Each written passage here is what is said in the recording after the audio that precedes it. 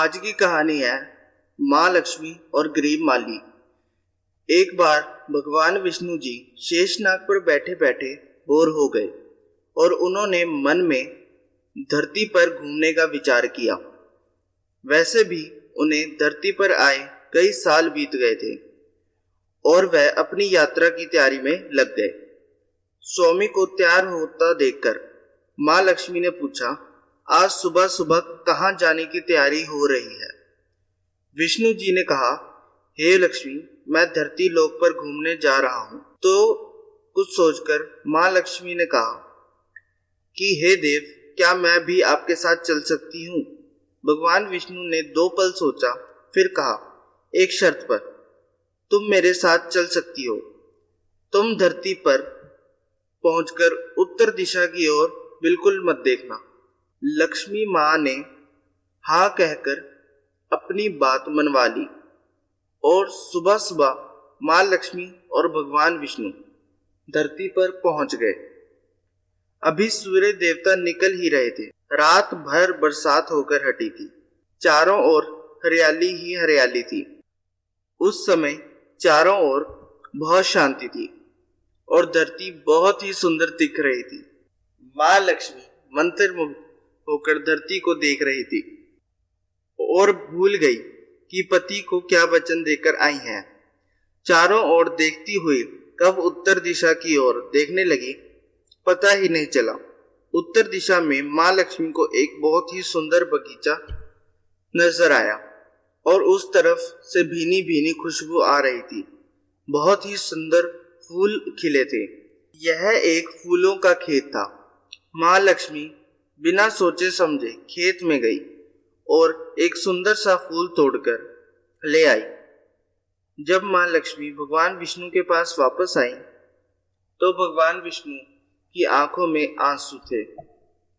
भगवान विष्णु ने माँ लक्ष्मी से कहा कि कभी किसी से बिना पूछे उसकी कोई भी वस्तु नहीं लेनी चाहिए और साथ ही अपना वचन भी याद दिलाया।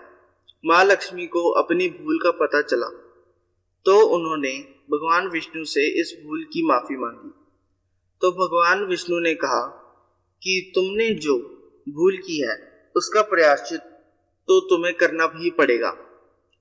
जिस माली के खेत से तुमने बिना पूछे फूल तोड़ा वह एक प्रकार की चोरी है। इसलिए अब तुम 3 साल तक माली के घर में नौकर बनकर रहो। उसके बाद मैं तुम्हें वापस बुलाऊंगा। माँ लक्ष्मी ने चुपचाप सिर झुकाकर हाँ कर दी। माँ लक्ष्मी एक गरीब औरत का रूप धारण करके उस खेत के मालिक के घर गई। घर क्या, एक झोंपड़ी थी और मालिक का नाम था माधव। माधव की बीवी, 2 बेटे और 3 बेटियां थी।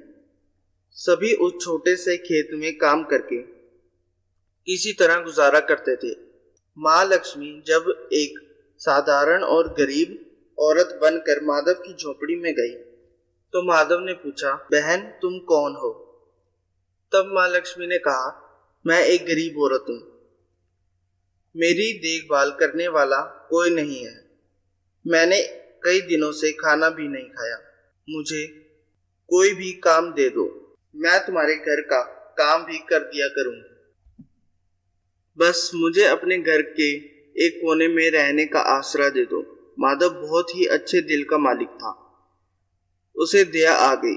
उसने कहा, बहन मैं तो बहुत ही गरीब हूँ। मेरी कमाई से मेरे घर का खर्च मुश्किल से चलता है। लेकिन अगर मेरी 3 की जगह 4 बेटियां होती तो भी मैं गुजारा करता। अगर तुम मेरी बेटी बनकर जैसा रूखा सूखा हम खाते हैं उसमें खुश रह सकती हो तो बेटी अंदर आ जाओ। माधव ने माँ लक्ष्मी को अपनी झोंपड़ी में शरण दे दी और माँ लक्ष्मी 3 साल तक माधव के घर पर नौकरानी बनकर रही। जिस दिन माँ लक्ष्मी माधव के घर आई थी उस दिन से दूसरे ही दिन माधव को इतनी आमदनी हुई कि फूल बेचकर शाम को उसने एक गाय खरीद ली। धीरे धीरे माधव के पास काफी जमीन हो गई और सबने अच्छे अच्छे कपड़े भी बनवा लिए और बड़ा पक्का मकान भी बनवा लिया।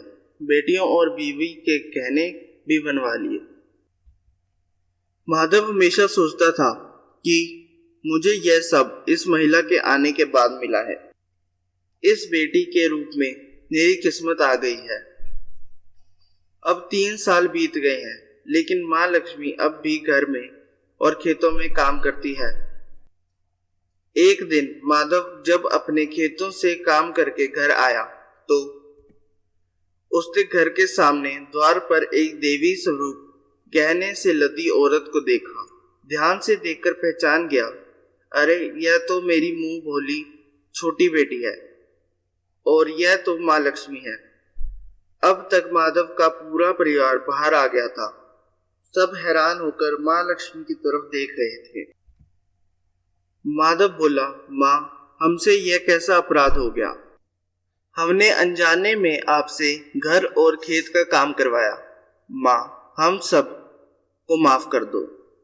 अब माँ लक्ष्मी मुस्कुराई और बोली, माधव तुम बहुत ही अच्छे और दयालु व्यक्ति हो।